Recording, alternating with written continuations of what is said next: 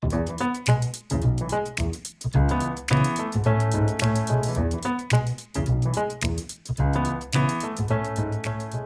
and welcome to the Book Club Review. I'm Kate and this is the podcast about book clubs and the books that get people talking.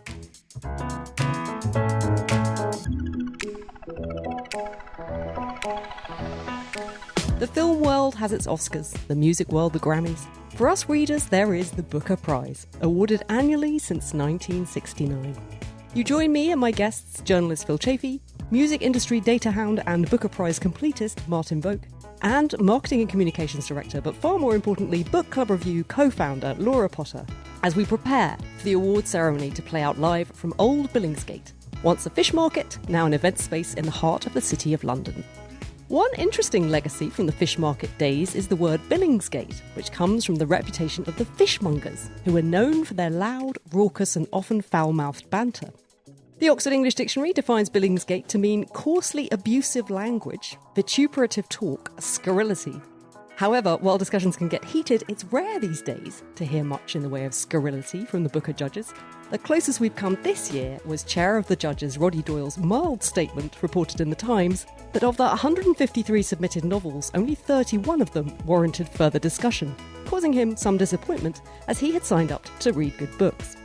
Doyle is a previous winner of the prize for his novel Paddy Clark, Ha Ha Ha.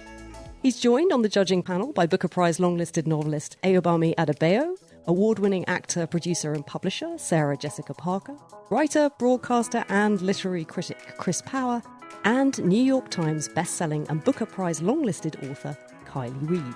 They've read the books, my guests and I have read the books. There can be only one winner, except for that time in 2019 when they made Bernardine Evaristo share the prize with Margaret Atwood, but theoretically there can be only one. Listen in as we discuss all 6 books of the shortlist, making sure we don't spoil the plots for those who haven't read them yet, and predict our own winner before finding out which one the judges have chosen. That's all coming up here on the Book Club Review.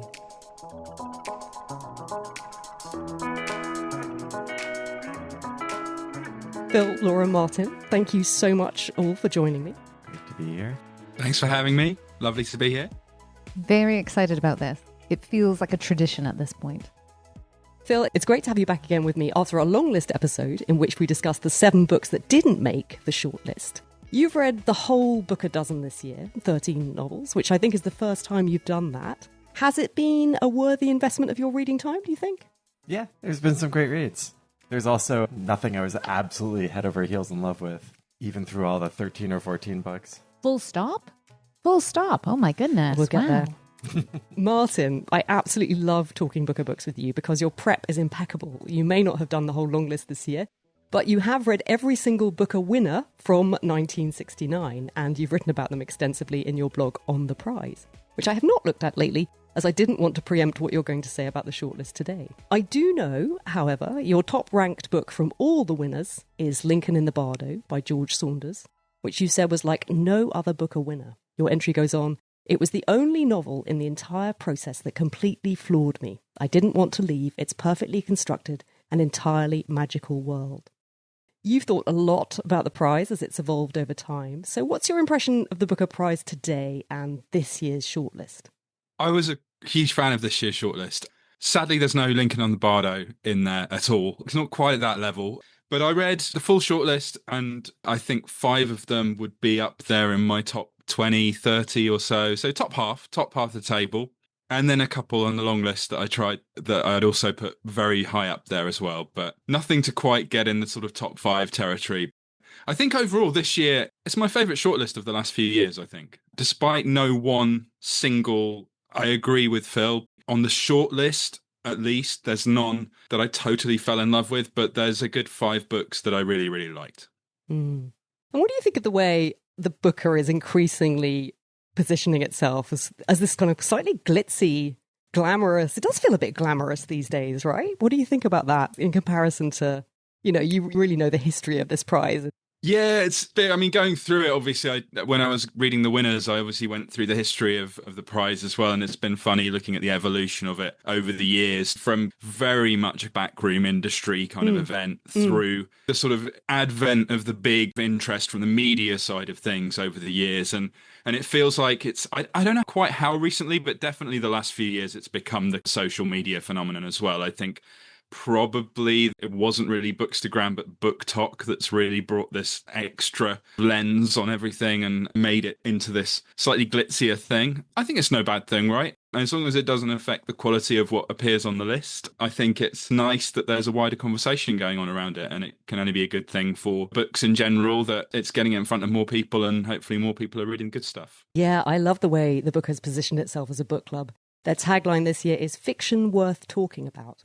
In the shortlist announcement event that they did at the Royal Festival Hall, I was watching Sarah Jessica Parker talking about the power of the conversations that the judges have been having and how hearing someone else's opinion on the book can really enhance your own appreciation, which is something we've long been fans of here on the Book Club Review. And I love the way that it feels like the Booker have opened up these conversations. So now they're happening between the judges, but also between readers and between book vloggers and podcasters like us. Laura, you're dialing in from San Juan Island, where your brother has an amazing but unfortunately internet-free house. It must be a fine place for reading, but not so good when you're trying to connect across the world to talk about Booker books. How are you doing out there? I'm good. I'm in a very atmospheric position here, surrounded by water and beautiful light. Children are at the alpaca farm. Long may they stay there. Excellent. Love an alpaca. Well, without any more ado, let us dive in to the first book listed on the Booker website, which is Flesh by David Szalay. It's the fifth novel from Hungarian-born David Szalay, and it follows the protagonist István from his teenage years on a Hungarian housing estate to reform school, to life as a soldier in Iraq, and then a career as a personal security guard for London's super-rich. His fortunes change as new relationships form, most significantly with the wife of one of his wealthy clients. A collection of intimate moments over the course of decades, Flesh chronicles a man at odds with himself, estranged from and by the circumstances and demands of a life not entirely under his control and the roles that he is asked to play. The audiobook is read by Daniel Wayman and published by Penguin Audio. Here's a clip. When he's 15, he and his mother move to a new town and he starts at a new school. It's not an easy age to do that. The social order of the school is already well established, and he has some difficulty making friends. After a while, he does make one friend, another solitary individual. They sometimes hang out together after school in the new Western-style shopping mall that has just opened in the town. "Have you ever done it?" his friend asks him. "No," István says. "Me neither," his friend says, making the admission seem easy somehow. He has a simple and natural way of talking about sex. He tells István which girls at school he fantasizes about, and what he fantasizes about doing to them. He says that he often masturbates 4 or 5 times a day, which makes István feel inadequate, since he usually only does it once or twice. When he admits that, his friend says, "You must have a weak sex drive." It may be true, for all he knows. He doesn't know what it's like for other people. He only has his own experience.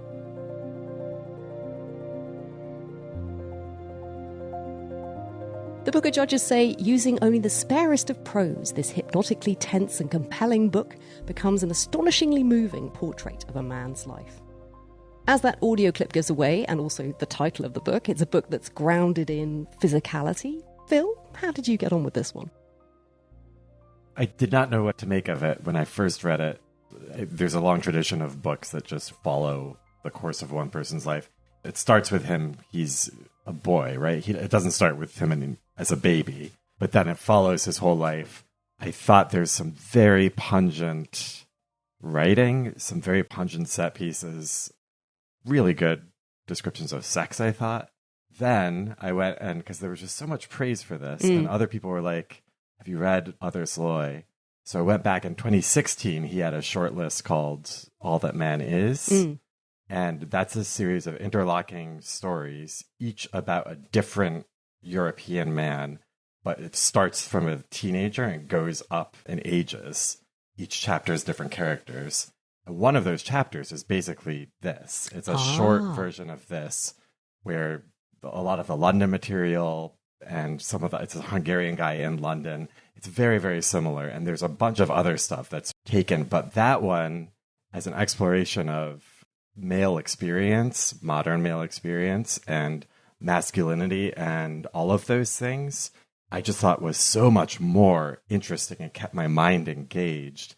And I've been ruminating about it. And I just thought that was a masterpiece. The short story. The short story one, not this one. And this one, I felt like he took that one story and expanded it out, but lost a lot of intellectual depth. And I was, therefore, the longer I've gone with this, and also reading the other one, this one has fallen flat for me. That's so interesting. Martin, did you know about the previous short story? No, I didn't know that context. It's really interesting. I can imagine that having... Yeah, I mean, a lot of people have talked about this as this grand statement on masculinity, which I think is probably slightly overplaying what it is. It does have interesting things to say, but it's kind of relentless, right? In its focus on this one guy who's very deliberately straightforward. I think for good reasons as well, that he is how he is. We do understand that from the experience that he has early on in the book. He's had this semi-abusive relationship with an older woman who grooms him, and which is really difficult. The opening section, I think, is brilliant. It's really, really brutal and really difficult to read, almost like hard to get through in one of those really good ways, if you know what I mean, slightly. It's so heartbreaking because he's effectively being polite, isn't he? He doesn't really know how to say no, and then ends up being in this situation and then falling in love with this older woman who then rejects him. And it's a very interesting way to sort of frame everything that follows. Yeah, because he then almost makes a slight attempt to exert some kind of agency in that relationship, which all goes horribly wrong for him. I mean, we're not doing spoilers, but it certainly sets his life off in the wrong direction, what happens from that point on. And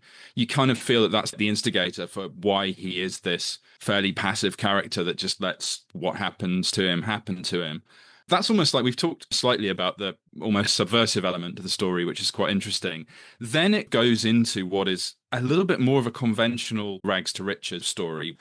I think that's where it feels a little bit more conventional than perhaps it gets talked about as. I think the interesting bits are at the beginning and in the really heartbreaking ending and the way that was told so beautifully and straightforwardly. But the middle bit, it loses its way somewhat. I still really enjoyed it. It's a really strong contender. I don't think it's super revolutionary, but it has a lot of interesting things to say regardless. I'm very curious to know, I wonder if this book lands differently with male readers and with female readers. I think one of the things I thought after reading it was that it didn't reflect particularly well on women, that they all seem to find this main character so irresistible. I mean, this character who basically his whole conversation is okay or yeah or fine. Sure. He's really hot. Like, you get that. Yes, must have some incredible magnetism about him because women just seem to fall at his feet. But I felt mildly insulted by this. I think women want more. Laura, how did you get on with Flesh? Well, I came to Flesh having just read Starling House, which we talked about on the podcast, which was so overwritten. So when I started reading Flesh, I was like, oh my gosh, the prose is amazing because it's so simple and clean, but really powerful. I loved maybe the first quarter. I say loved, like I was sort of entranced. I loved the pace of it. I loved how it jumped forward in time. There are parts of it that are really shocking in terms of what happens to him. And I actually was very empathetic to his passivity. It felt entirely real based on the trauma he's had. I really felt for him as a young man. And then I agree with Martin. The middle bit, it lost its pacing. It didn't keep jumping forward. I didn't really believe in this rags to riches story. Like, sure, it could happen, but it felt so divorced from British culture and class and the implications of that. It didn't really make a huge amount of sense to me. And then towards the end, once all the high stakes drama has happened and he's done some really quite horrible things, it came back. He returns to Hungary and it came back to me as a novel. I think it's great. It's on the shortlist. I don't think it's a super book. And interesting that Phil prefers the short story. Yes, that's a very interesting detail. Of all of them, this is the one it felt like art to me. In that I felt like there was something about it that was reaching beyond the form of the novel and moving me or making me feel things or making me think things in other ways that I found really, really interesting. And of the 6, this is the only one that did that. I found that really interesting thinking about it. I was also thinking, strangely, of William Boyd's book, Any Human Heart. As I finished this, I was like, this is the inverse of Any Human Heart. Any Human Heart, which I have not read for years and years and years and years, which I loved when I did read it, is a very rich, full, complete, warm, dramatic, sometimes a bit over the top, but very absorbing, compelling story of one man's life and his passage through life. And I suppose perhaps in the similar way of the vicissitudes of fate and fortune, maybe that's why I saw that parallel. But William Boyd, it's like, it's sort of full of life. And this just felt so empty to me and full of alienation and moral inertia. And I suppose, if anything, it's not that I didn't think that that was true or appropriate for the time that it's written. I kind of think it probably is, but I just found that quite depressing. As a portrait of masculinity in our current times. But it's not a portrait. I would push back against this. It has nothing to do with masculinity in our current times. This character he's been a victim and had severe trauma within like the first 2 periods that we have access to. There's the grooming and the abuse and then the accident. And then he goes to war, and comes back with PTSD. So I would push back against it as a study of masculinity in our time. I think it's a study of masculinity, but very specific to one character and what's happened to him in his life. And that's why I think, my comparison to the other one, it wasn't just the short story, it was like all of the short stories together. That one is a study in masculinity in our time. And you get lots of different vantages and lots of different people in different circumstances from all over Europe. And this one, by paring it down to this one specific guy and his one life, I agree. There's a lot of really amazing stuff there, but I didn't have lots to think about when I was done. The only other thing I wanted to mention, and it's not great for radio, I know, I'm sorry, but the cover. Can I just say, the American cover of this book is a beautiful apple that has been eaten away on either side. In just that simple essence, there's this wonderful sense of this man. Things are taken from him. His flesh is there to be consumed. I don't know, I just thought the cover was doing all kinds of interesting things. And then when you look at it more carefully, you realise it's a bit like one of those, not Rorschach, but one of those pictures where there's a picture within it and the silhouettes on either side of the apple are actually 2 profiles. And it's so clever and nuanced and brilliant. And I hadn't seen that at the point where I was dismayed about the UK cover, which is just this really, some kind of generic village, like mistily seen through this large typography that says the word flesh, and it just does nothing, it says nothing. And in a way I was like, all right, they didn't really see anything in this book, like clearly nothing for them to kind of hold on to say this is the image that can convey something about it. Whereas the Americans, I thought, had a much more inventive take on it. I agree. I'm just looking at the UK one now. I hadn't even really looked beyond the letters, and it's just it's nothing. Yeah, just interesting. I am a graphic designer. I used to work as a book designer. I rarely comment on this, but I often have thoughts, and sometimes it's nice to air them. So let us come on to book 2, which is The Rest of Our Lives by Ben Markowits. Ben Markowits grew up in Texas, London, and Berlin. He studied at Yale University and the University of Oxford. After graduating, he became a professional basketball player in Landshut, Germany, which is an interesting detail, I thought, because basketball does feature in this novel. In The Rest of Our Lives, we meet Tom Laywood. He's in late middle age and his daughter Miri is heading off to college. As we get to know him and his family, affluent and middle class, we also learn that his wife Amy has confessed to having an affair, and that Tom had settled in his own mind that he would stay with her until their daughter left home and then leave. 12 years later, he's just dropped his daughter off at college, and instead of going home, Tom decides to keep driving. But some things Tom can't escape from, including some troubles he's having professionally and health issues. The audiobook is narrated by Eric Myers and published by Faber & Faber. Here's a clip. When our son was 12 years old, my wife had an affair with a guy called Zach Zersky, whom she knew from synagogue. He was a little younger, 3 or 4 years, had 3 boys, all younger than our 2 kids, but was in some sense in the same position as my wife. They both had partners who made good money, which meant they didn't have to do much and got bored and restless and maybe even depressed. Zach's wife was head of oncology at Westchester County. I saw Zach touch Amy's hand under the fold-out table at the Purim Food Bank drive under the paper cloth. He was short, about 5'8", broad-shouldered and dark. He wore linen shirts open at the chest. His chest hair had started going gray.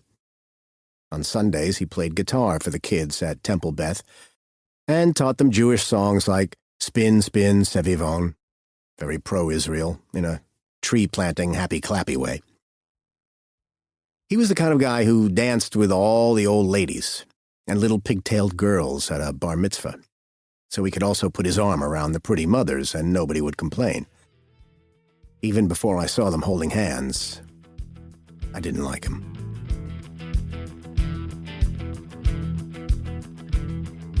The judges found The Rest of Our Lives a remarkably satisfying road trip full of strangers, friends, and self-discovery. It's clear author Ben Markowits has spent time teaching, they say. This novel speaks like a much-loved professor, one whose classes have a terribly long wait list. It's matter-of-fact, effortlessly warm, and it uses the smallest parts of human behaviour to uphold bigger themes like mortality, sickness, and love. The Rest of Our Lives is a novel of sincerity and precision. We found it difficult to put down. As for the critics, Alex Preston in The Guardian said The Rest of Our Lives is another quiet triumph, an elegant, devastating book that lays bare the way time calcifies our failures, how we find ourselves trapped not by circumstance but by the slow erosion of the will to escape. Markowits has long been one of our most underappreciated novelists. This is yet more proof that he deserves far greater recognition. So Martin, what was your reaction to this one? It was fine. I think that's the best I can say about it, really. I felt like I'd been here before with this kind of book. I mean, at its heart, I know we can probably talk about the potential readings of how it flips towards the end, but for a lot of its duration, it is one of those middle-aged guy goes on a road trip and stuff happens to him. And as you say, there's a lot of basketball in there, which is basketball if you're into sport. Doesn't really do anything interesting with that either. I didn't hate it. It didn't really light me up. I was pretty amazed to see this on the shortlist, if I'm honest, at the expense of some of those great books that missed out.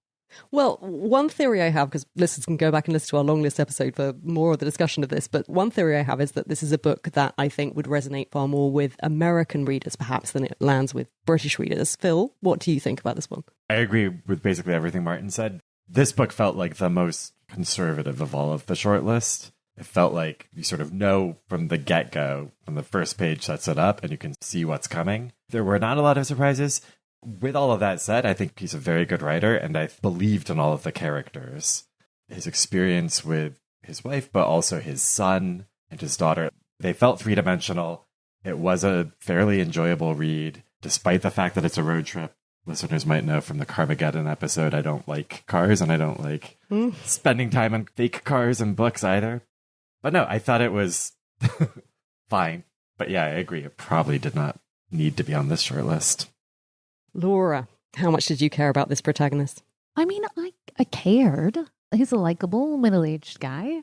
I actually would say that this book for me is much more a study of American masculinity today, right? Because there is actually strong threads related to cancel culture. I don't know if white male grievance is a thing, but that's definitely a thread he's encountering. He is in some ways quite conservative. Is he a freedom of speech lawyer? Like he's got tangled up as a lecturer because of his knowledge of the law and pushing back against cancel culture. So he's on sabbatical right now. At the same time, he has these acquaintances or friends, I guess, who really want him to come out fighting for white men. And he's like, no, I don't think so. Yeah, he's been drawn into some conservative, quite sort of, you feel like more right-wing groups or dynamics. They're a bit sinister. Like they're kind of funny but sinister. There's a basketball player named Todd Grimmel, and he wants to bring a class action lawsuit on behalf of white players. And it's kind of funny, but also deeply sinister. And our protagonist, he's not on that side, but he's adjacent to it. It is a good novel. I thought it was a good study of a family. Like Phil, I believed in them. I also was like, it's another story of an upper middle class American family. Okay, sure. I don't know what it's doing on this list. I found that treatment of the state of affairs in the US or whatever it's trying to get at, I found that a little bit frustrating, to be honest. It's kind of raising really important, interesting topical issue and then I don't really know where they're positioning the narrator in this story. You've got this basketball guy basically espousing this semi-comically presented sport version of great replacement theory to the guy, and he's kind of shrugging his shoulders and then moving on to the next episode in the story. And I don't know, it didn't really sit that well with me. Maybe I was missing some underlying subtle satire in there, but I didn't quite get it. Well, the only thing I think is interesting about that was almost going back to Flesh and the character there, this sort of slight moral inertia. And our protagonist here, he thinks of himself as a good guy. He thinks of himself as a decent guy.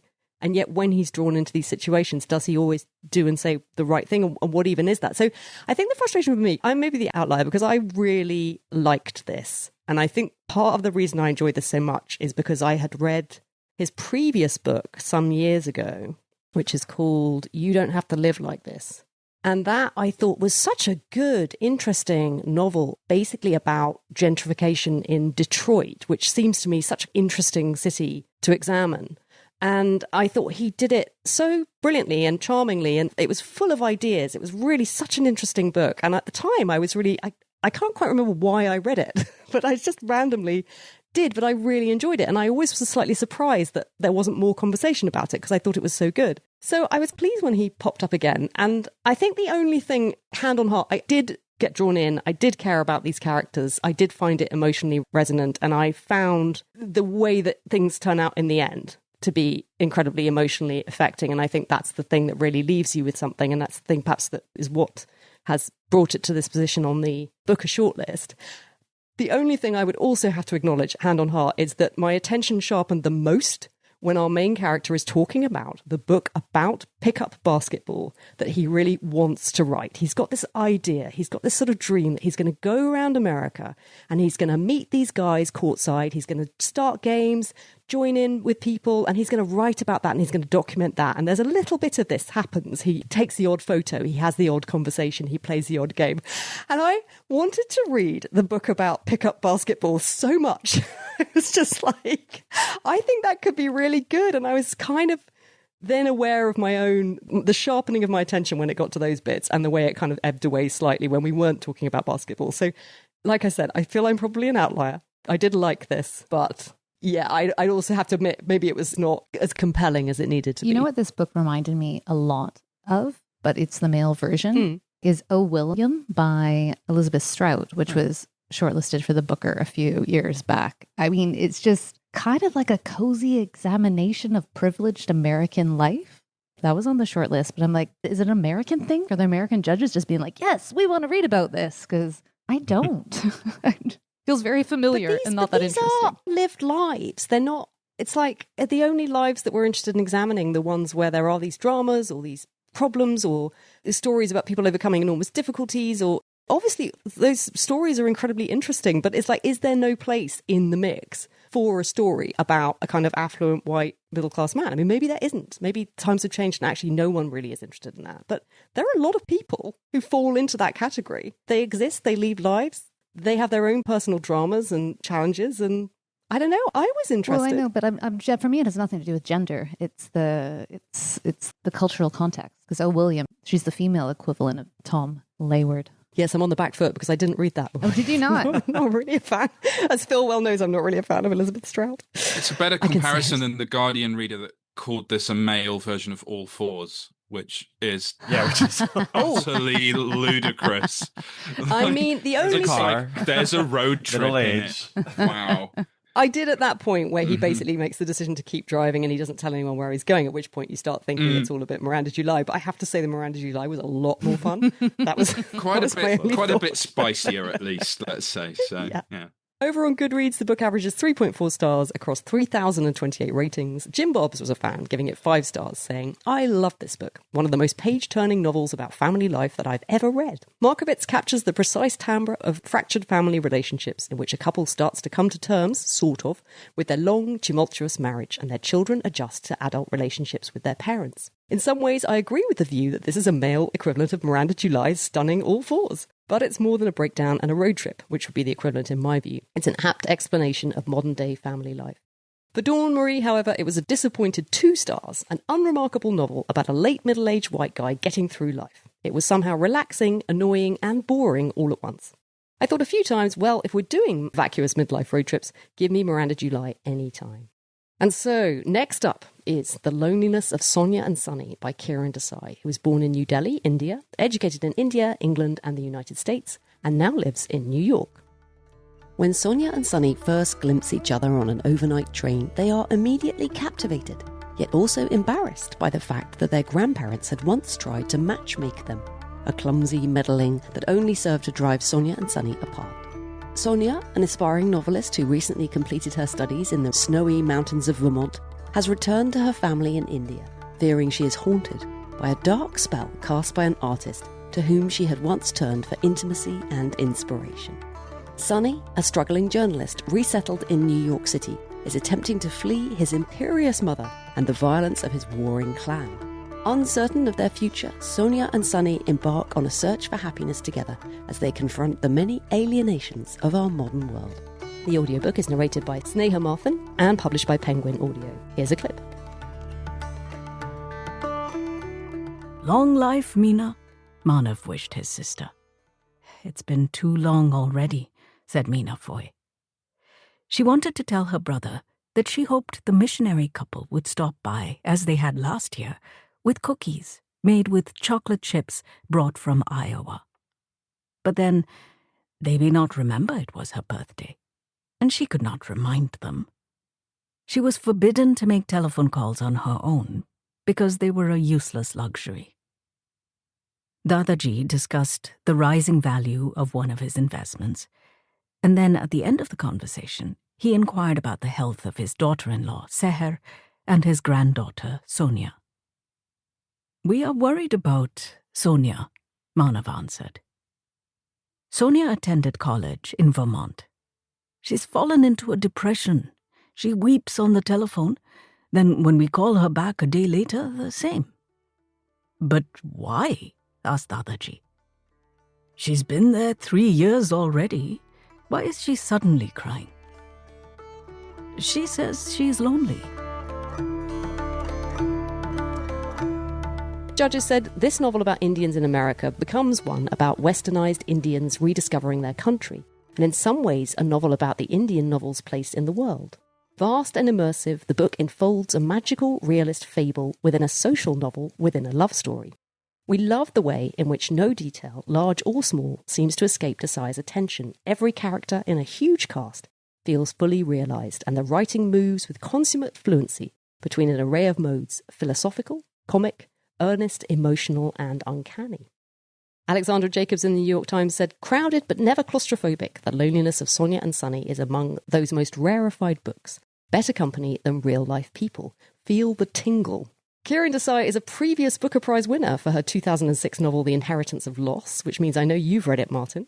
Your blog tells me vanquished foes that year were Kate Grenville's The Secret River, M.J. Hyland's Carry Me Down, Hisham Battar's In the Country of Men, Edward St. Aubyn's Mother's Milk, and Sarah Waters' The Night Watch. And so 20 years later, she's back. What did you think of Sonia and Sunny? I loved it. I thought it was great. I really enjoyed The Inheritance of Loss. I think this expands on it ambition-wise and in terms of what's been going on in the world in those intervening 20 years, although obviously she doesn't bring us right up to date, but it's a different world for sure than the one that she details there. Super, super rich and dense, which I think can sound off-putting, but I read an interview with Desai where she basically said she dedicated every waking hour of those 20 years effectively to writing this book, and it really, really shows in how incredibly well crafted I think this is. At the sentence level, I think, is what I'm talking about more than anything there, which is just, there's so much going on every single page in this book. No event, no detail is too small to have a really rich observation about the nature of life and loneliness and love attached to it. And I think it's just a great novel, extremely enjoyable to spend a lot of time with, and it didn't feel like a 700-page book at all. It flew through for me and loved it. Phil, how about you? I agree with a lot of that. There was so many ingredients of this novel that I just was like, yes, that is for me. The sprawling, it's a lot in India and the US, but it's also in Mexico and Italy, and it goes all over. I completely agree on the sentence level. It's just a very gorgeous read. With all that said, I struggled with this one.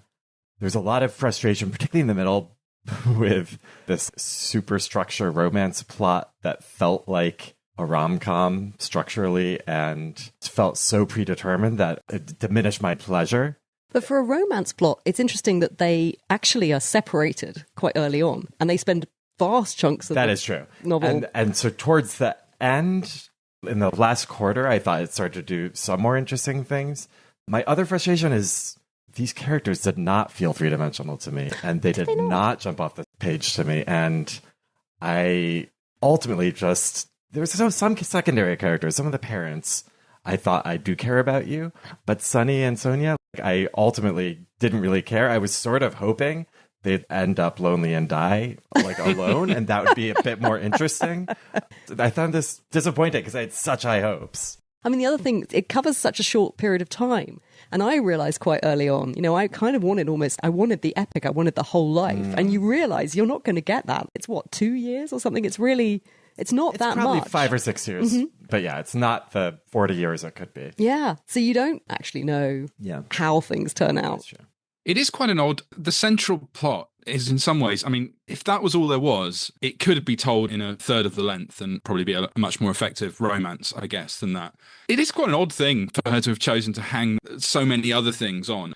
It's in the title and it's clearly central to everything that goes on, but I do think it's there more as a mechanism for everything that's going on around them, the investigation of what's going on in the world. And I think specifically that chunk of time is chosen really deliberately as well. It's the late 90s, early 2000s, which personally, I don't know if it's my age, but is a very interesting time in history for me anyway. It's a deliberately chosen time period, both in the history of India, but for the world as well. You're like kind of on the cusp of the social media revolution, which brings a different kind of loneliness into the world via a simulacrum of connection, which is going to change the whole context of it. So I think that's partly why it's there.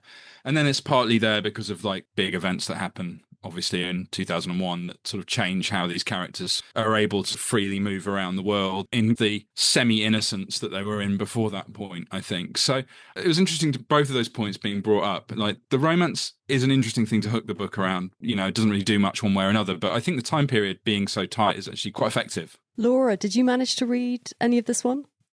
I didn't even start, partially because it was 700 pages. And if I was going to read as much of the shortlist as I could, I needed to prioritize the shorter books first. But there was something about it that just didn't quite feel that appealing to me.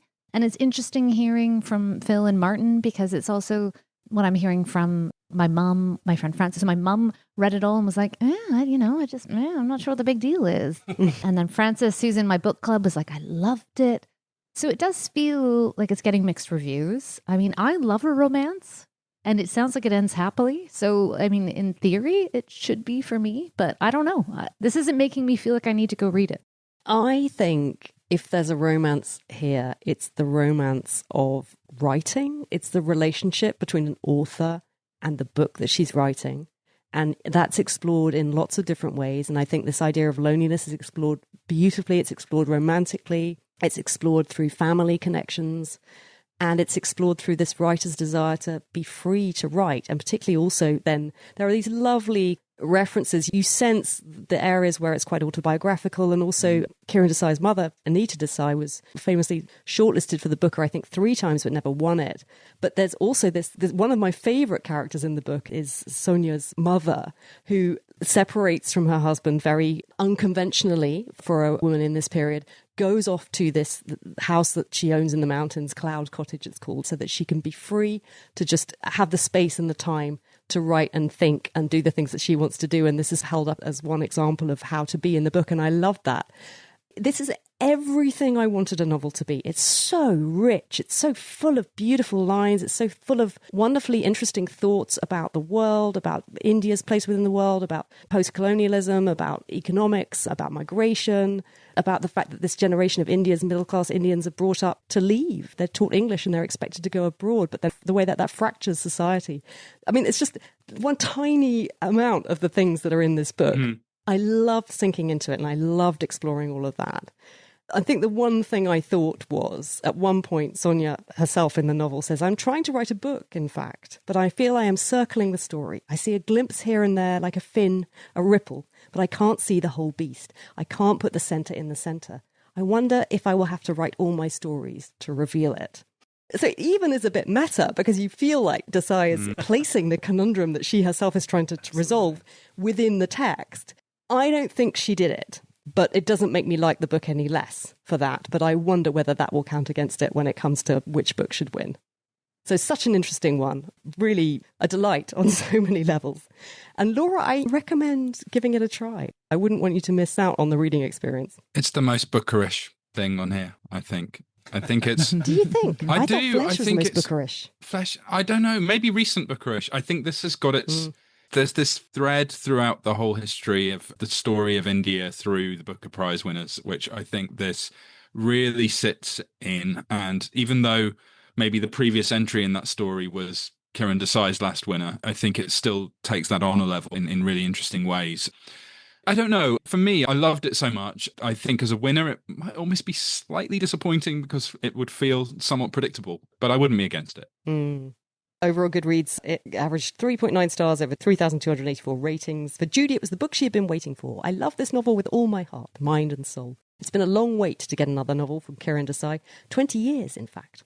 She covers quite a lot of territory, both spatial and emotional. It's romantic, political and familial. There's even an art monster and a bit of horror. An arranged marriage that could have been a disaster, but in the end saved 2 Indian young people from disaster. Finally, it's also absolutely contemporary while relying for its heft on much history. I hope she wins the Booker Prize. While Kerry had the opposite feeling, finding it a flowery, meandering slog. Not for me. I would be very interested in the story and themes if the writing was taut and spare and character development clear. I wanted to know what happened with Sonia and Sonny, but I was too exhausted to find out. In a moment, we'll be back to the shortlist with The Land in Winter, Audition and Flashlight still to come. And then listen into our predictions before we find out the winner. Did we manage to get it right? But first, on the parish notice board, there are a couple of things. If you're wondering how I managed to carve out the time to read 6 Booker Prize novels in addition to work and busy family life, the answer is a new thing for me that I'm very enchanted with, and that is my book nook. Basically, I acquired an armchair from a philosopher friend, which gave me the thought to create a little area in my bedroom dedicated to reading. I have my philosopher's chair, a coffee table with all my current reads, plus all the other books I'm either dipping in and out of or looking forward to settling down with properly. And at my side, I have a notebook and a pen, and the best accessory, my Serious Readers lamp. Serious Readers have developed lamps that are precision reading tools designed to bring the full, clear spectrum of natural daylight indoors. When I use mine, I'm aware of how much easier it is to read without my eyes getting tired, and I also love the way I feel it helps me maintain steady focus. On the technical side, they use their trademark daylight wavelength technology to replicate the full, clear spectrum of daylight. This makes words on the page appear sharper and with better contrast, reducing that feeling of strain. And they're recommended by over 500 opticians for that reason. Precision reading lamps are an investment, it's true, but I love to tell people about them because mine have made such a difference to the way I read. Book Club Review listeners can get the brilliant special offer of £150 off any HD Essential Reading Light, plus free UK delivery. Go to seriousreaders.com/BCR and use the code BCR at checkout. That's Bravo Charlie Romeo. It's completely risk-free with a 30-day home trial, so if you don't feel the difference, they'll collect it for free and fully refund you. Head to seriousreaders.com/BCR and use that code BCR at checkout for £150 off any HD Essential Reading Light. The other thing I want to tell you about is what's going on over on our subscriber platform, Patreon. In case you don't know of it, Patreon is a handy platform that allows people to support the creators of shows that they love. You'll be able to listen to ad-free episodes of the Book Club Review via the app or in your own usual podcast player via the RSS link. And don't worry, I give you full instructions for how to set this up. It's not hard. But it's not just ad-free listening. When you join, you'll become part of the Book Club Review community, a fantastic group of readers who keep me constantly inspired with brilliant book recommendations. You'll also get the Book Club Review Weekend, the extra show I make just for subscribers, which is a bit more topical and informal than the main pod. Most recently, Laura joined me there for a chat about Starling House, the book she mentioned at the top of the show, which for her was the perfect gothic romance for this gloomy time of year. Listen in for more, plus our other recommendations for books to take you through the dark winter months. And if you want to come and talk books with me in person, at the higher tier, you can join the monthly book club. We meet on the last Sunday of every month over Zoom, which I then make into a special catch-up episode for anyone who couldn't make the live discussion. This month, November 2025, we're reading The Anthropologists by Turkish author Ayşegül Şevas, a novel that's been described as a soulful examination of home building and modern love, written with elegance, warmth and humour, and one of Barack Obama's favourite books of 2024. Now that I've got all these Booker reads out of the way, this will be the next one I'm diving into, and I can't wait to get to it. Head over to patreon.com/The Book Club Review for all the benefits and how to sign up. I would love to see you there. Right, let's get back to that Booker shortlist, shall we?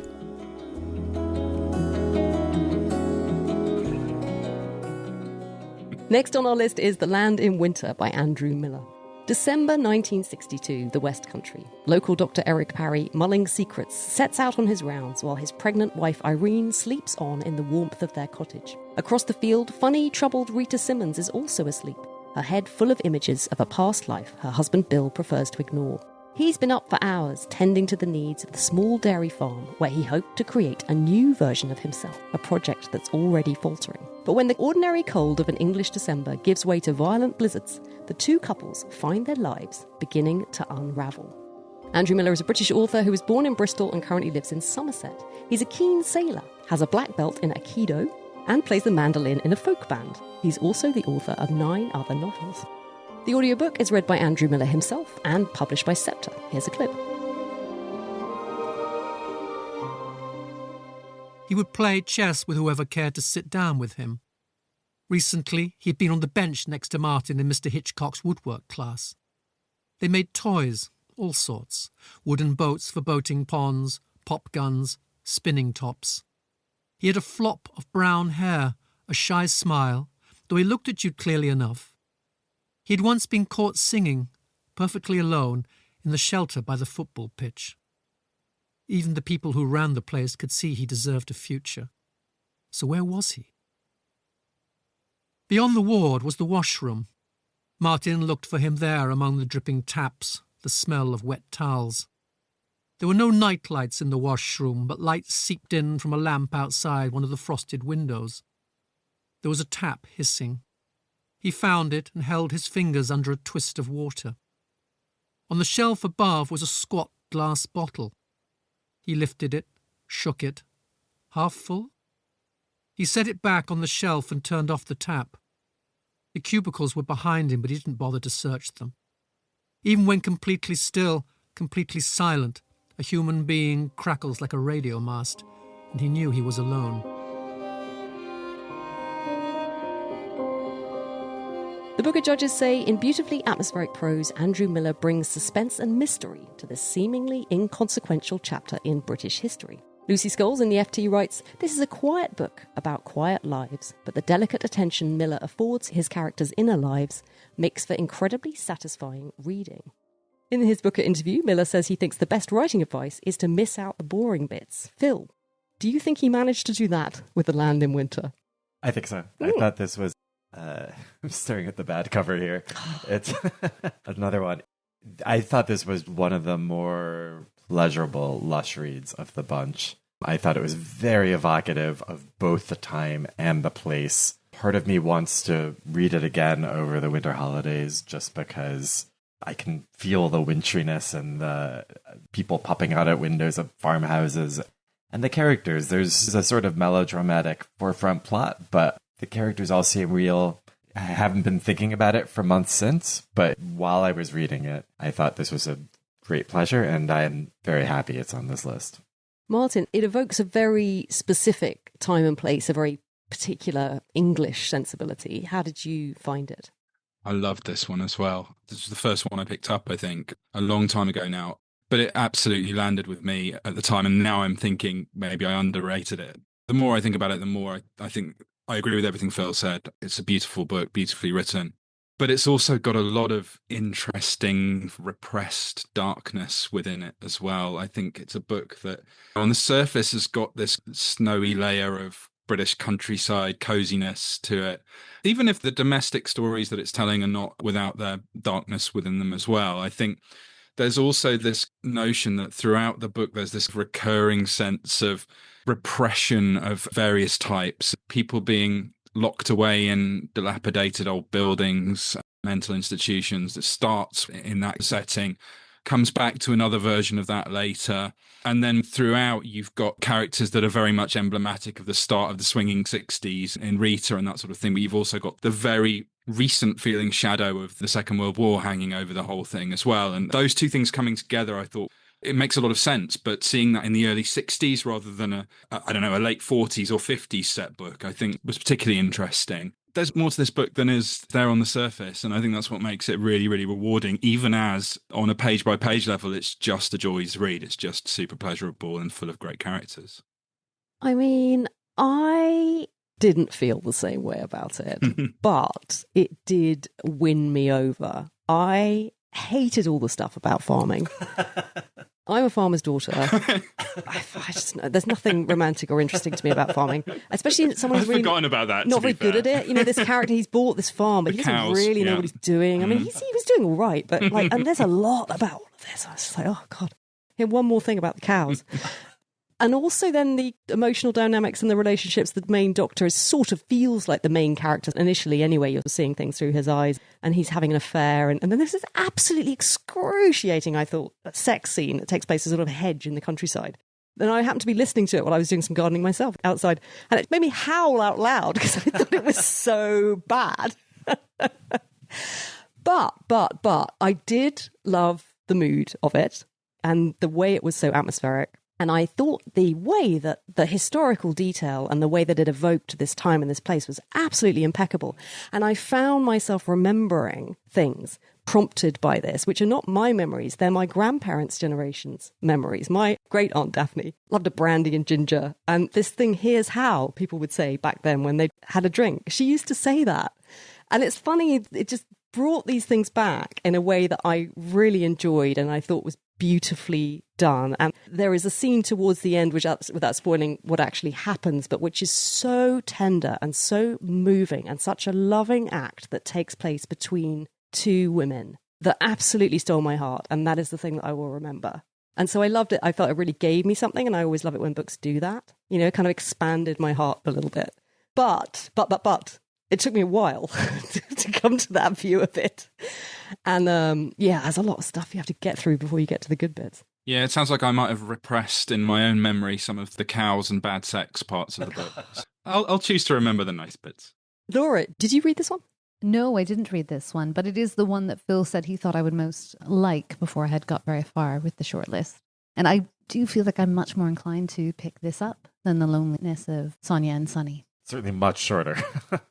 I think it was an interesting counterpart to the Markowits. I felt like the Ben Markowits novel would have a resonance to American audiences that The Land in Winter, I think, really speaks to British audiences. And I found that interesting. I liked the fact that they were both there on the shortlist, balancing each other out quite nicely, I thought. On Goodreads, Stephen gave it 2 stars, saying, 2 married couples negotiate tricky relationships in the coldest winter of Britain's history and not much else. Miller pulls us into the everyday lives of these men and women, lives which are interrupted by one of the coldest periods in Britain's history. There's something so plain about this prose, like unseasoned food, that kept me from immersing myself fully into their lives, the setting, their circumstances, or even their inner worlds, despite Miller's proclivity for parenthetical asides, which quickly became grating, he says in a parenthetical aside of his own. The most interesting characters are the women, the least the men. I don't have much else to say about this besides that, for a novel about a deep cold, it remarkably lacks any real bite, except maybe towards the end. I get the sense that given Miller was born and grew up around the time of the titular winter, he'd heard tale of it all his life. It just wasn't personally interesting enough for me.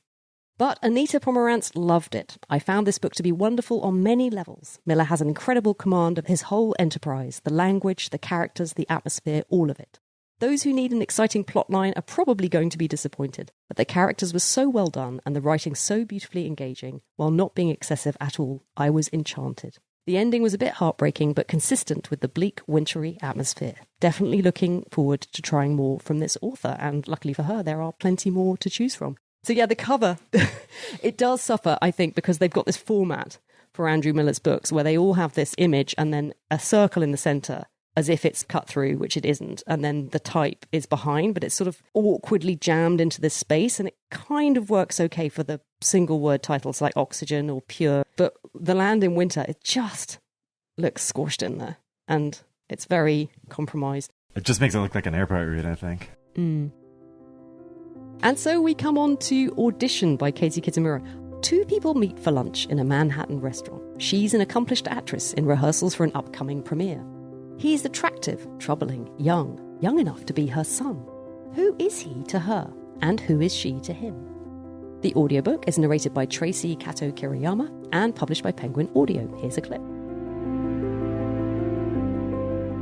I put the scarf down and apologized and told him that I was usually on time. He shook his head, manner too eager. He said that there was no need to apologize.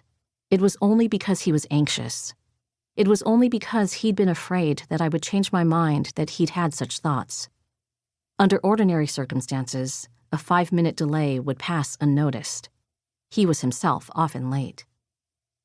There was an awkward pause, and then we both spoke at once. I asked how his classes were, and he apologized for how he had behaved the last time we met. I understand how I must have sounded, he said. You must have wondered if I had lost my mind, if you had reason to worry. His words drowned out my question, the shore of ordinary conversation rapidly receding. He had spoken over me, not out of any chauvinism, I didn't think, but out of an excess of enthusiasm or nerves. He spoke like a person who did not have time to waste. I looked at the menu and said that we should order. I wanted to eat, and I wanted to have a drink, as soon as possible. He paused, then ducked his head down to examine the menu again. I asked if he already knew what he wanted, and he said he wasn't especially hungry. I have no appetite, is what he said. Still, when the waiter arrived, he asked for a hamburger and French fries, the order of a child. Despite myself, I smiled. I ordered my food and then asked the waiter to bring me a vodka tonic. It was past noon, and I saw no reason not to start drinking. As soon as the waiter left, I looked at Xavier and asked again how his classes were. I was determined to put things on a more neutral footing, but in doing so, I seemed to antagonize him. I could see that he took this dispassion as an affront. He was silent, and then said in a sullen voice that his classes were fine. Fine, he said, and nothing further. The judges say, aside from the extraordinarily honed quality of its sentences, the remarkable thing about Audition is the way it persists in the mind after reading, like a knot that feels tantalizingly close to coming free. Denying us the resolution we instinctively crave from stories, Kitamura takes Chekhov's dictum that the job of the writer is to ask questions, not to answer them, and runs with it, presenting a puzzle, the solution to which is undoubtedly obscure and might not even exist at all. Fellow novelist Lauren Groff says Katie Kitamura is one of our most brilliant writers, saying far more in her silences, blank spaces and disruptions than most novelists can say in 100,000 words. Audition hooked into my mind like a burr. That's interesting, because for me it's the first one I read, and I have to admit 3 weeks later I can remember very little about it, but perhaps you guys can help bring it back. Laura, how did you get on with this one? I read this one in the summer on the island. So it was my literary palate cleanser in between probably some sci-fi summer holiday reading. It's very stylish. It's a very nice novel to spend some time in. I thought it was a bit lightweight, which sounds really unfair because Katie Kitamura is clearly the upper echelons of New York literary society. It just felt a bit contrived and it didn't really do much for me. And I thought, yes, you're playing with structure. Yes, you're playing with themes of, what is performance and what isn't. But to what end? It didn't come together for me. But I picked it up again last night and I was back in there and I was like, you know what? I think this is a novel you have to read twice, at least, because the first time you read it, you just don't know where you are. It's very disorienting. And then the second time you read it, there's all these clues. So it becomes very satisfying to begin to piece together. And I say clues, like clues in terms of the ideas that she's trying to get to, not necessarily the plot or what's going to happen. So I've kind of come around to thinking it's really great. I'm just adjusting my window so I can keep an eye on the Booker Prize ceremony, which is just about to start. The announcement portion anyway. So I'm going to minimise that and we will leave it playing away. We will keep an eye on it. So you liked it? I did. I mean, we've been talking about covers. It also has the best cover. Just very typographical. Do you guys have this one? It's black with Audition Katie Kitamura, but the words have been spliced a little bit into different colors. Also very cool and classy. Yeah, Very cool and classy. I felt cool and classy reading this. For me, this is probably the most interesting one on the list. A lot of great books for different reasons, but I think this is the one that felt like it was doing something different, something exciting. At the same time, very enjoyable to read. I liked the atmosphere and the vibe and how classy the setting was, as Laura said. The structural adventure in this really, really worked for me. A really interesting one to then go and read about afterwards, to hear what Katie Kitamura had to say about it. I'd actually been put off reading this one at the long list stage because a lot of people seem to be enjoying this who also enjoyed Universality, which I know, Phil, from listening to the great long list podcast, you also enjoyed it, but it didn't land at all with me. And I think the difference for me in the two, both structural adventures in which what you initially think is going on is flipped on its head one way or another. Universality felt like it was basically jumping out of the corner and shouting boo at you in a ghost outfit going, you were wrong about what you thought to begin with. Whereas this one is much more about opening you up to different possibilities and inviting you to read the first part slightly differently without any judgment or lecturing. There's a really nice quote from her on this, saying that reading this book requires holding two separate versions of events in your head at the same time. And I think the key part here is the next bit that she said, which is, as a culture, we're becoming quite bad at holding a contradiction in our heads. And yet we live in a time of profound and increasing cognitive dissonance. And that was what, for me, made this book the most relevant and interesting book on the list, and the one that I'd probably be most excited to see win. Ooh, interesting. Phil? I 100% agree with Martin. This is definitely the biggest swing. It definitely feels the least conventional of all of these books. And precisely what you said about having to deal with both parts of the book at once in your head as you process it. This is the book I'd read before any of the long list was announced, and I'm planning on reading it again very soon. I know I listened to the Patreon book group of this, Kate, so I know a lot of people do not like this. Yeah, we did it for book club. In my mind, it's by far the most worthy winner. I think Katie Kitamura is a genius. Well, it certainly fit with my theory that they favour short books, Orbital having done as well as it did, because it has been, I think, the fastest selling winner since Booker Records began, and it's the only one to hit number one on the Sunday Times bestseller list in the first week of its win. I think it's that. Did you read the quote from Samantha Harvey about what her mum said? No. About why? Popped up on one of the Booker Prize stories today. It's basically the interviewer asked her, why do you think it was the best selling of recent Booker winners? And apparently her mum said it's probably because it's a bit short. But you know what? It's not wrong to admit that. I think that people are busy. A lot of people who maybe don't read will read a short book. And a lot of people who read a lot are so grateful when a short book comes along because you can just read it and then move on to the next one, right? I personally think they'll get a lot more out of Audition than they did out of Orbital if this takes it this year. Well, holding out the hope. As we speak, the Booker ceremony is kicking off in the background, and on the chat next to the YouTube stream, you can see people dialing in from all over the world. I saw Kurdistan, which flashed by, Sweden, all over the world, Athens, Greece, Dublin, Southern Illinois, USA, slightly less exotic, but still exciting. And so, yes, while they are all feeding in, we will continue. Yes, so hang on a minute. So here's what I think. It's very intellectual and it's very contrived and it's very cold, this book.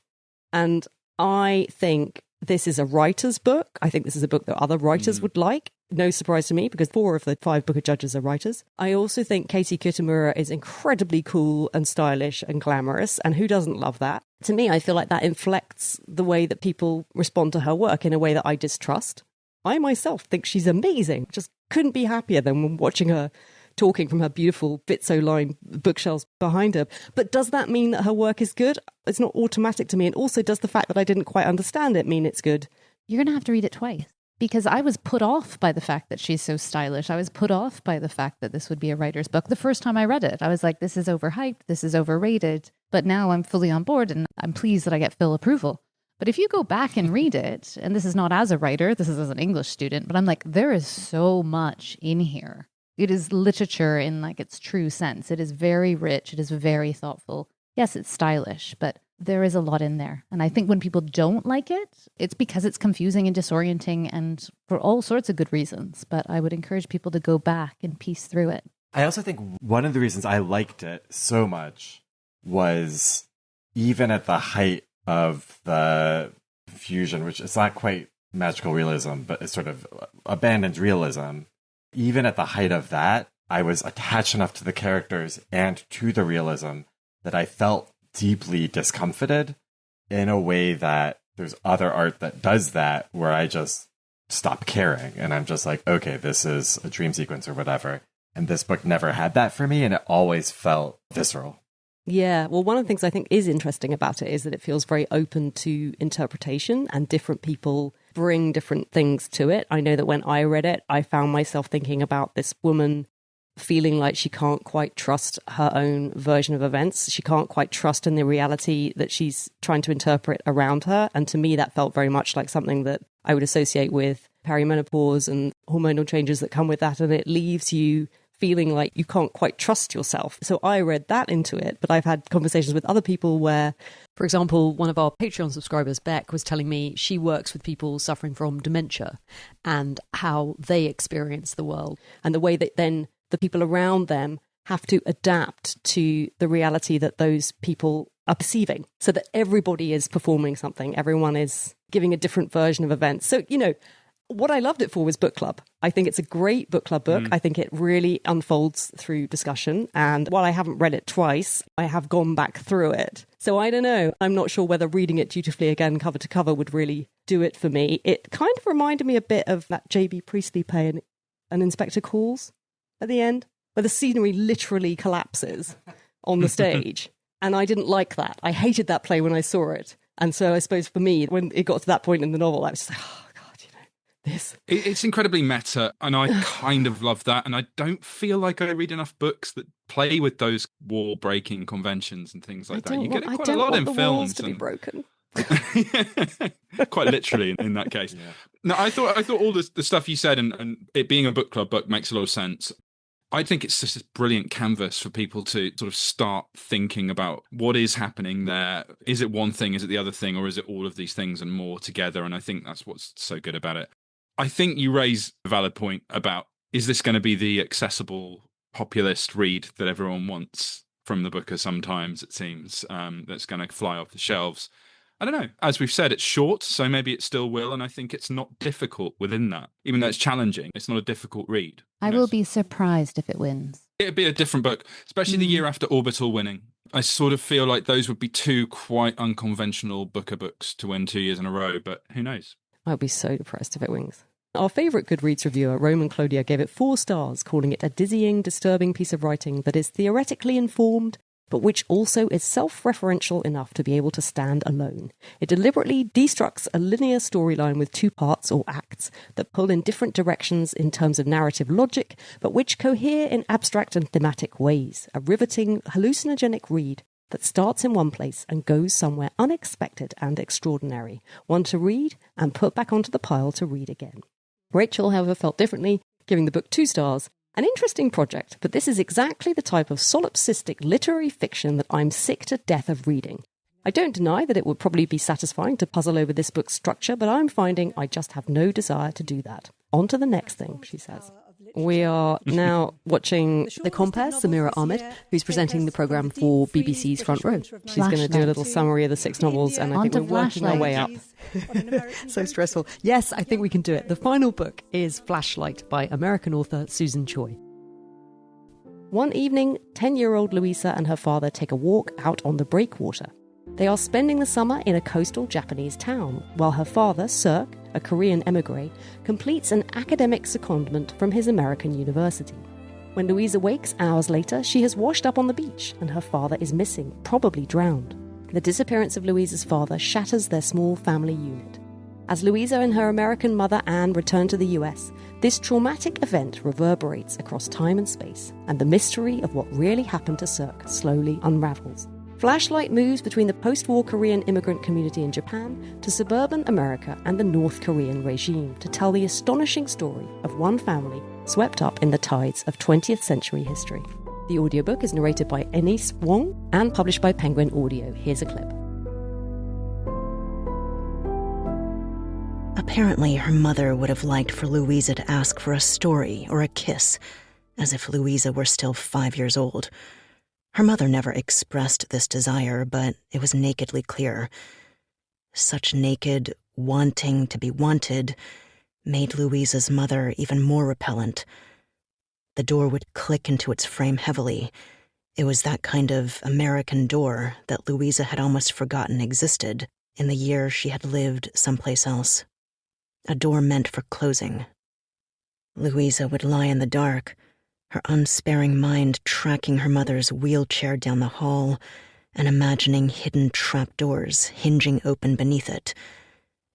Meanwhile, the dark slid itself onto her chest like a snake, organizing its weight into neatly stacked coils that might go on forever and bury her, crush her, if she didn't leap out of bed just in time and, with deft skill, reopen the door. The Book of Judges said Flashlight is a sprawling novel that weaves stories of national upheavals with those of Louisa, her Korean-Japanese father Cirque, and Anne, her American mother. Evolving from the uncertainties surrounding Cirque's disappearance, it's a riveting exploration of identity, hidden truths, race, and national belonging. In this ambitious book that deftly crisscrosses continents and decades, Susan Choi balances historical tensions and intimate dramas with remarkable elegance. We admire the shifts and layers of Flashlight's narrative, which ultimately reveal a story that is intricate, surprising, and profound. Who read this one? I read it. Phil? Martin? Laura? I read a quarter of it. I read part 1 a long time ago. I did not want to keep reading. As I see SJP on the screen, it's so exciting. Martin, how did you get on with Flashlight? I've only just finished this one. It's still quite fresh and I'm still formulating my opinions a little bit, but I enjoyed it. It's up there. It's not my favourite to win and it's not my favourite personally either.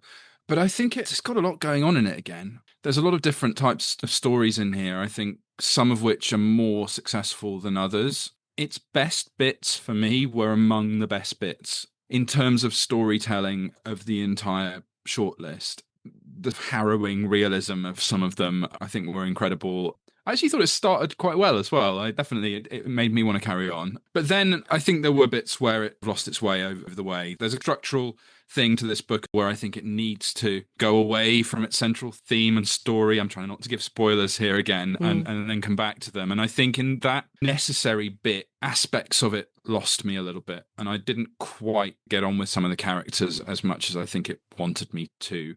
But overall, I think it's a strong book. It did have that seriousness of purpose that makes it sit well on a Booker shortlist, for sure. A little bit less exciting than some of the others, but still good. Phil, seriousness of purpose. Did that land with you? Yes, I thought this was a banger. I thought it was really a page-turner, really fun. I thought it was very structurally brilliant, the way it was jumping around. There's this mystery, what happens at the beginning, which, Laura, if you made it a quarter in, you probably did not. No, I totally got the mystery. That was my problem. Oh, interesting. So, I mean, I gave it to my very boyfriend, obvious. and he had no idea. Really? No, Yeah. I was like, oh, well, obviously, all right. But I also think, like, irrelevant. Yeah, I think the suspense is, for me, it was very clear what happened at the beginning, but that was not what kept me going. What kept me going were these amazing set pieces.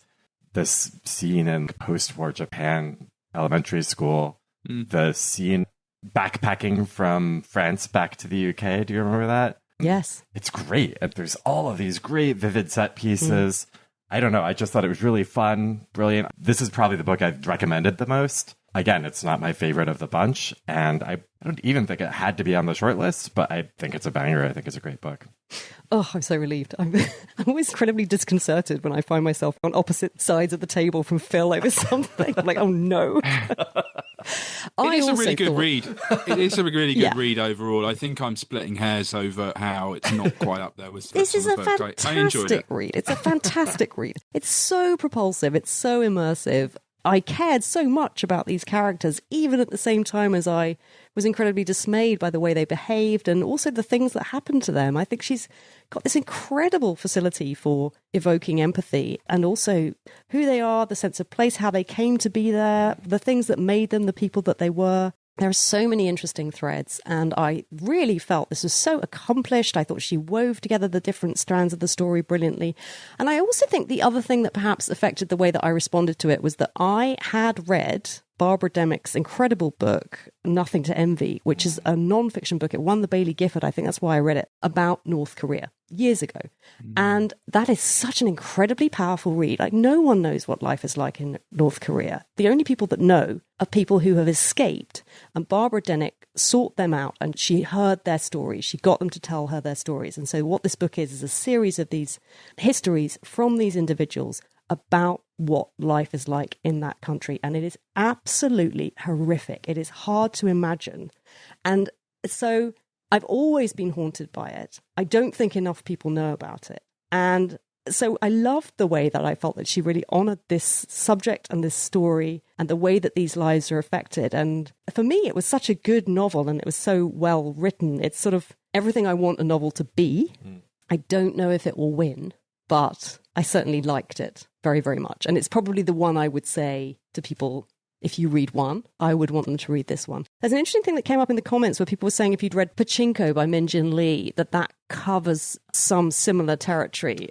I haven't read that, so I didn't have that comparison in mind. This was very standalone for me. I don't want to give too much away about this, but it's a Korean American with a broad swath of East Asian history over generations, and both books do that. So that was interesting to me. And I don't know whether that would in any way detract from this, what I felt was the sort of originality of this, but yeah. This to me seems very Bookerish. Yeah, it is. I thought the stuff behind that cloak of secrecy that you talked about, Kate, that was revealed in the nonfiction, I thought it was brilliant. I thought all of that stuff was absolutely phenomenal. And I think maybe it's the closeness to literally just having finished it. But that for me almost slightly erased in my mind all of the stuff that came in the middle section. I'd totally forgotten about the backpacking in France and the UK bit. And this is the young character. In a way, it's so overshadowed by what you learn later. Maybe that's the point. Maybe that's the point of this book, that you have to have those vignettes of real life as we know it before you can really appreciate the horrors that follow. But yeah, I think it's a really strong book. I think it's got every chance winning. Oh, and the other thing is, it's slightly over 400 pages. Yeah, 445 pages in my edition. And yet I flew through it. I felt like it was a book that read itself. All I had to do was look at the page. And I found myself so absorbed and so drawn into the narrative. And after some of the other books on the list, that was such a joy and a pleasure and reminded me why I love reading so much is when books do that. This is Roddy Doyle. Yep. Roddy Doyle on the podium now. I think we've probably got a couple of minutes before we get to the announcement. We will keep an eye on him. It's so interesting, isn't it? Because sometimes you and I, Kate, have very similar experiences. And I thought you might not like this. And Martin's kind of gestured towards it. I found the characters both believable, but just I didn't want to spend any time with them. They're constantly arguing with each other. I know, they're so traumatized. And prickly, full stop. No, but they're prickly and annoying before they are traumatized. But it's also putting like mea culpa up there. I don't like generational stories. That's why I say it's Bookerish. The Booker loves a generational story. Yeah. I don't love them, and I find them typical. Like there's many, many generational stories out there. All right, I think we're coming close to the announcements. Just quickly before we go to him, what do we think? So what's your vote to win, Martin? What do I think will win, or what would I like to see win? What do you think will win? I'm gonna say Karen Desai. The Loneliness of Sonia and Sunny. Phil? I'll go Land in Winter. Laura? I think maybe Flesh. Yeah. I loved Flashlight, but I wonder about The Land in Winter, and I think maybe Flesh. Flesh just felt very bookery to me. Let's hear it. 6 books grew in our estimation with each reading. But as we discussed them, there was one book that we kept coming back to, one book in particular that made us all, and I watched this as it happened, sit up and smile. One book that we felt should win because of its utter singularity. The winner of the 2025 Booker Prize is Flesh. Flesh. Hey. Oh my God, I called it. Oh, I knew it. I think that's a good winner. I mean, I'm a bit depressed. I liked all You're the a bit books this year. depressed. Called. Really? I just thought it's such a sort of empty novel. It's not like 2 years ago where that travesty of a book won, but What was that? that Irish one by Paul. Oh, It Prophet wasn't as Song bad as by Paul everyone Lynch. said. No, the one of the Beasting most depressing lost. books ever written. Prophet Song. Prophet Song, yeah. Samantha Harvey is handing over the trophy. Let's hear what he has to say. Can you say a few words for us? A few words, if you don't mind. I know she's taken the trophy off you, but you can have it back very shortly. Yeah, wow. He's a bit lost for words. Wow. Is he in character? I think the first person I would like to thank is Alison, the wonderful publicist at Penguin Random House, because she made it very clear to me that I should prepare a few words a few days ago, and now I'm wondering what she knew at that time, or maybe she just says that to everybody. I'd also like to thank the judges, of course. I think I felt Flesh is quite a risky novel, a risky book. It felt risky to me writing it, and I remember Hannah Weston, my editor at Jonathan Cape in London, when we were talking about the title of the book maybe a year ago, wondering aloud whether she could imagine a novel called Flesh winning the Booker Prize, which speaks to something risky about the title, which we felt at the time, I think, and something risky about the book itself in some ways, or unusual, certainly. Anyway, Hannah, you have your answer, I guess. And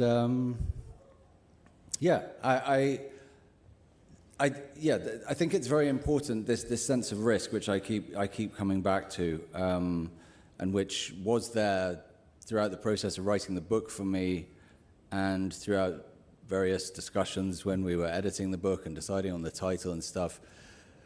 There was a sense of risks being taken, and I think it's very important that we did take those risks. I mean, obviously, it's easy for me to say that now, but I felt that, I think, all along, because I think fiction can take risks. I think it's one of the things that it can do. It can take aesthetic risks, formal risks, perhaps even moral risks, which many other forms. Oh, it's all kicking off in the comments. Forms can't quite do to the same extent. I think part of the reason for that is just that novels are so relatively cheap to produce. All you need to do is keep one writer supplied with coffee and a few other essentials for a year or two, and you've got a novel. I mean, it's almost free, which means these risks can be taken, and I think it's very important that why do they keep mentioning the white tiger? The novel making. Someone kicked it off by saying like that. An undemanding, easy read like the white tiger. Oh, or I something. see. I mean, I like the white tiger. I like it. I like it too. Interestingly, did that win the I was Booker? looking at my numbers. Yeah. This would land in a similar place in my ranking, I think. Feels vindicated 10 to 20. in her own risk We can probably end with him, right? He's just. I'm waiting for him to say something interesting. Yeah, It's not gonna happen. It's not the most inspiring speech, I don't think. Yes, let's turn the One of the down. comments was he's just as boring as Istvan. Yeah. When is someone going to say okay? Yeah.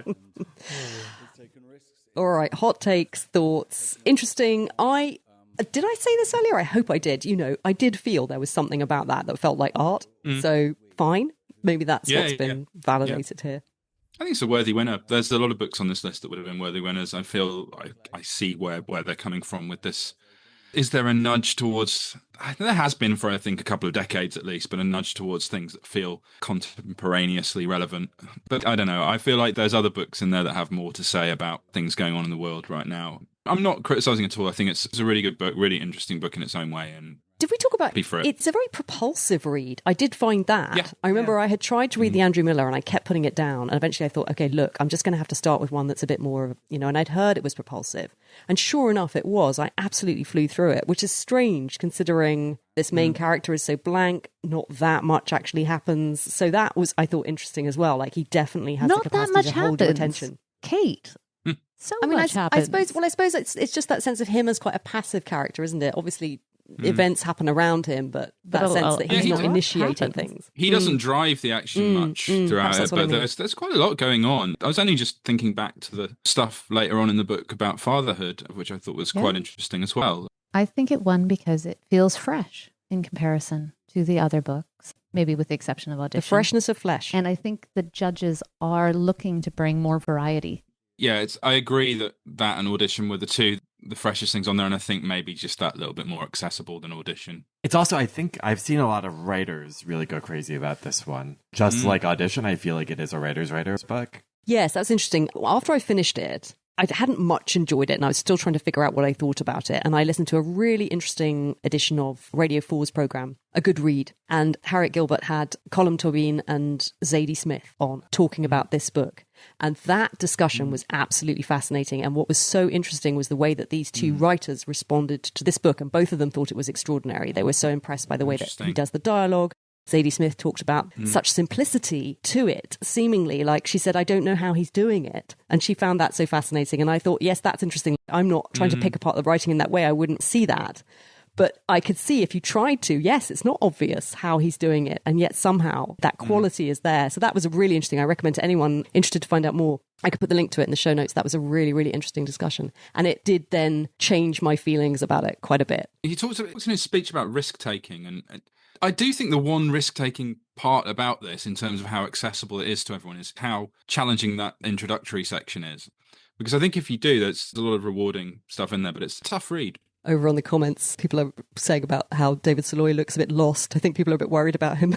I hope he'll be able to cope, because he seems like a very reserved individual. When you see him in the interview he did on the Booker website, he looked a bit awkward and unsure of himself, and he's just going to be really in the spotlight. I mean, I thought Paul Lynch looked unhappy about winning. Poor old David Szalay. Almost feels like a slightly cruel trick to play on these writers. And you know what? If you listen to interviews with Ciarán Desai, I'll bet you anything you like, she's happy she hasn't won, because what she talks about and what she keeps coming back to is how hard it is to write anything meaningful when you're under that kind of spotlight. And I think she knows that. She's been through it. She knows very well. So that was interesting, I thought. We all said what we thought would win. Now we've heard which book had won. But if you were going to say one book, the book dearest to your heart, the book that you would want people to read of the 6, which one would that be, Martin? So I can't say Sea Scraper then. Actually, you know what? You can flag up things from the long list. And anyone who doesn't know about Sea Scraper, please go back and listen to our long list episode. Yeah, Sea Scraper of the long list, of the shortlist audition. Okay. I still don't agree, but fine. That's why I have you on. Don't want everyone to agree with me.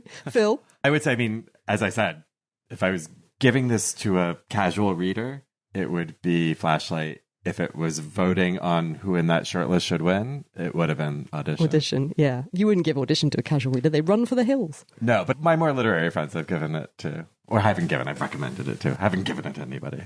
We'll see what happens at Christmas. And Laura, of the ones you read, which one did you love? Which one would you recommend? It would have been Audition or Flesh. As I say, I think Flesh started off for me so powerfully. So even though I felt like it was weak in the middle, I still have a real soft spot for this one. Well, as ever, the Booker delights us, it confounds us, but more than anything, it gets us reading, it gets us talking, it gets us excited about books and literature and this rich world, and how great it is that all these books are so different and in all their different ways, so life-enhancing. Thank you so much to all of you for joining me. It's an annual pleasure. I get very stressed about it, but I also look forward to it like nothing else, with the possible exception of our Best of the Year show, which will be what I'll be thinking about next. But until then, thank you all so much. And I look forward to seeing you all back here, same time next year. Looking forward to it. Cannot wait. Hope so. Thank you. So much fun.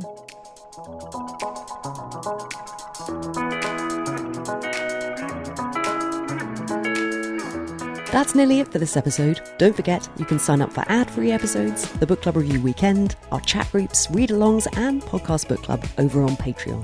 Head to patreon.com/The Book Club Review for all the details and how to sign up. You'll find the link in the show notes. And a reminder about that special offer code for any Serious Readers HD Essential Reading Light. Head to seriousreaders.com/BCR and use the code BCR at checkout. You'll find the link in the show notes. To keep up with the pod between episodes, you'll find me on Instagram at Book Club Review Podcast, or drop me a line anytime at thebookclubreview@gmail.com. If you want to do a kind thing, help me spread the word about the show. Tell your friends, post about it online. You can leave a review on your podcast platform or share the episode on your social media channels. Tell your favourite bookseller. Taking a moment to do this might not seem like much, but it makes a huge difference in helping the show reach new listeners. I meet people all the time who I think might enjoy it, who have never heard of it, and that's 8 years I've been making this show. So I'm incredibly grateful to everyone who helps spread the word. After I mentioned this on the last episode, lots of you did share the show online, and I was so delighted and thankful. These pods I make mean so much to me, and I'm so thrilled when they reach new listeners. Lots of good things coming up, including episodes on diaries, essays, how my In Real Life book club felt about Stephen King's Pet Sematary, and of course, our end of the year review. But for now, thanks for listening, and until next time, I wish you happy book clubbing.